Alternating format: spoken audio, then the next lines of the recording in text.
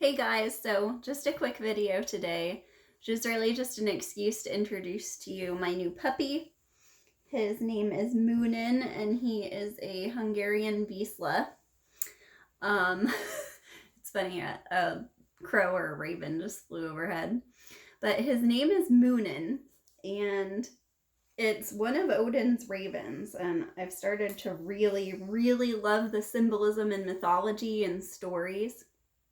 Um, And I had a dream this summer. It's funny how like all experiences over the past year kind of led up to this name or this realization of like him and the meaning, understanding the meaning of the name. So I had this dream this summer of really there's a lot of fear, but also so in the Chronicles of Narnia, this is the first I've ever been, as a kid, reading the Chronicles of Narnia. This is the first time I've ever been conscious of this concept. But Aslan is God, and he's described both as like terrible and like good, like capital G good, and like terrifying. And it's like this terrifying rush. And so, you know how people love motorcycles or they love roller coasters? Well, I really like have no interest whatsoever in those kind of things, but I do love like the spiritual or in nature, like scare swimming in scary waves or scary cold ocean, rough ocean waters, that kind of thing. I love that. I love when those lines sort of blur between scary and awesome. And so, you know when you get a dream like that and you know it's meaningful? Well, it was this giant raven that appeared in this very significant place to me. That's a place that exists in real life. And so the next day I looked up symbolism of ravens. And so this led me to reading about Odin's ravens, and their names are Hugin and Moonen. And Hugin means thought, and it says that Odin fears for Hugin, but he fears more for Moonen. And Moonen is best translated as memory, but that's not exactly quite right. It also means something like desire.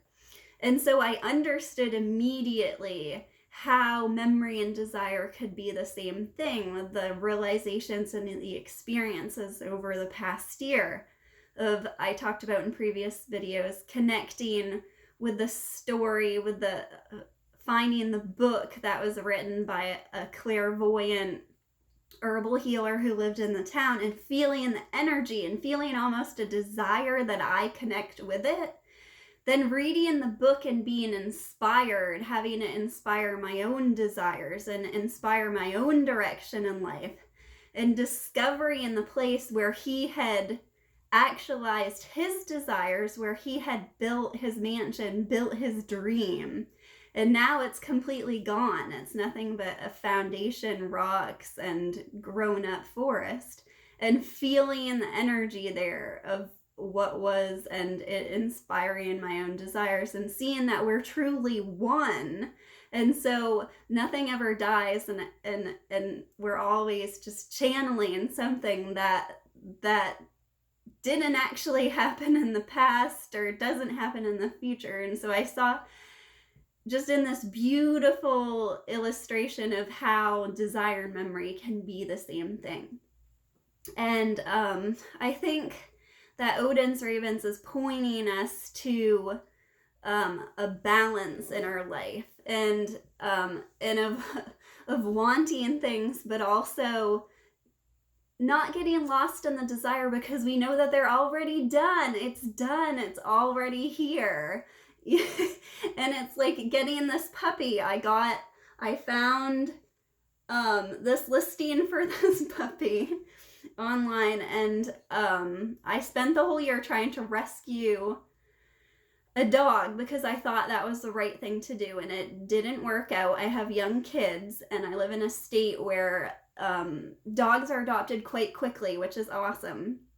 But I wasn't able to find a dog that was okay for kids, that was a fit for a family. And so I ended up finally looking for puppies, doing something I didn't want to do. And so I saw this picture of a Vizsla puppy, and I knew right then as I saw it, I knew that was the right thing. That was what I wanted. And it turned out the breeder selling that one was really not good at all. So I spent a lot of time finding a really good breeder, and I sent out an application, got that accepted, got on the waiting list, waited a very long time.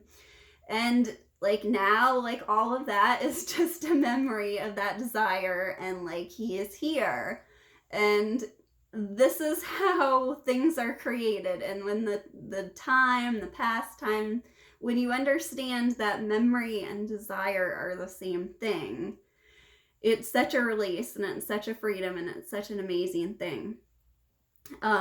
And so I just wanted to explain that to you. And it's funny how these like storylines and myths and everything, how as you realize, as you work on yourself and you clear out your own things, you see what's meant by gnosis. There's a type of knowing, and you can see what stories are pointing to, and you can see how the meanings work out for you in your own life, and it's really an amazing thing. So don't disregard stories, even silly stories from your childhood, and don't disregard symbolism, because there's always a lot of lessons to be learned and a lot of inspiration to be found by those. So I hope you found this inspiring. If you're interested in spiritual topics, please consider subscribing to my channel. Please like this and comment. I'd love to hear from you. Thanks for watching. Talk to you soon.